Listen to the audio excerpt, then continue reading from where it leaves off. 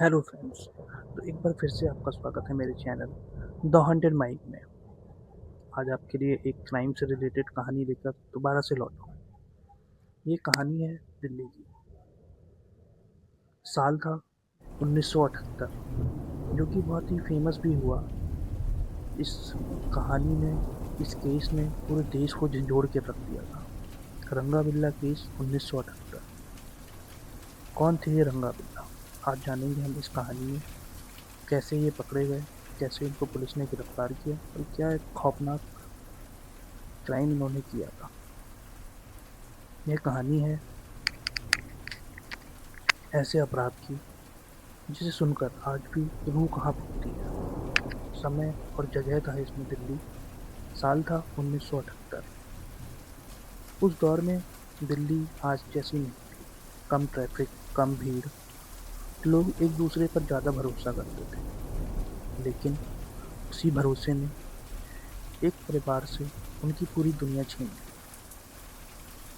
जो इस अपराध का शिकार हुए, दिल्ली में रहने वाले एक नौसेना के अधिकारी कैप्टन मदन मोहन चोपड़ा के दो बच्चे, गीता चोपड़ा जिसकी उम्र 16 साल, संजय चोपड़ा जिसकी उम्र 14 साल।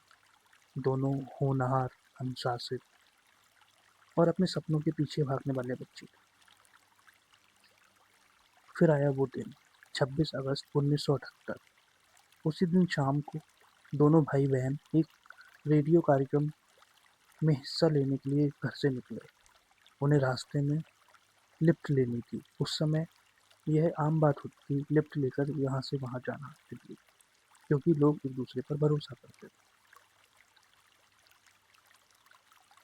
लेकिन उन्हें नहीं पता था कि यह फैसला उनकी जिंदगी का आखिरी फैसला होगा। उसी समय दो अपराधी दिल्ली में घूम रहे थे, रंगा बिल्ला। रंगा कुलजीत सिंह, बिल्ला जसबीर सिंह। दोनों पहले से अपराधी थे। चोरी, लूट और हिंसा उनके लिए कोई नई बात नहीं थी। उस दिन वे किसी शिकार की तलाश में थे। उन्होंने दोनों बच्चों को देखा और उन्हें लिफ्ट देने का ऑफर दिया। बच्चों ने भरोसा किया और कार में बैठ गए।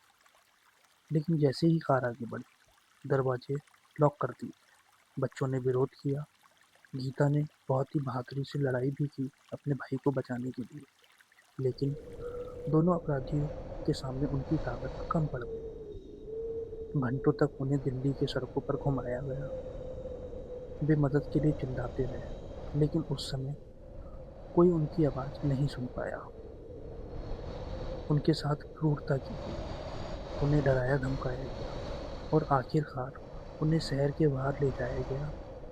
रात के अंधेरे में दोनों बच्चों की निर्ममता से हत्या कर दी गई। यह सिर्फ एक अपराध नहीं था, यह इंसानियत के खिलाफ एक बहुत बड़ा गुनाह था।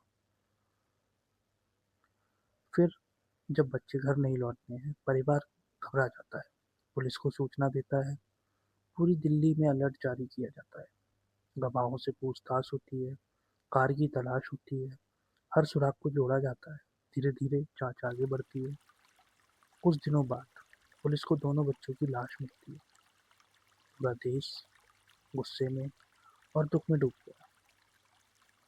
जांच के दौरान पुलिस को अहम सुराग मिले। आखिरकार एक दिन रंगा और बिल्ला पकड़े गए। पूछताछ में उन्होंने अपना गुनाह कबूल कर लिया। यह केस इतना खौफनाक था कि पूरे देश के लोगों ने सख्त सजा की मांग की। अदालत में केस चला। सबूतों और गवाहों के आधार पर दोनों रंगा बिल्ला को फांसी की सजा सुनाई गई।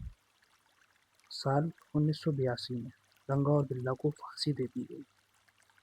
लेकिन उनकी इस क्रूरता की कहानी आज भी लोगों के दिलों में जिंदा है। यह कहानी हमें सिखाती है अजनबी पर भरोसा करना खतरनाक हो सकता है। सतर्कता बहुत जरूरी है। बच्चों की सुरक्षा सबसे बड़ी जिम्मेदारी है। रंगा बिल्ला केस भारत के सबसे चर्चित और दर्दनाक अपराधों में से एक। यह हमें याद दिलाता है कि दुनिया में अंधेरा आज भी मौजूद है। अगर आपको यह कहानी सोचने पर मजबूर कर गई है, तो इस वीडियो को लाइक करें और ऐसे ही ट्रू क्राइम स्टोरीज के लिए मेरे चैनल द हॉन्टेड माइक को सब्सक्राइब करें। अगली कहानी और भी खतरनाक।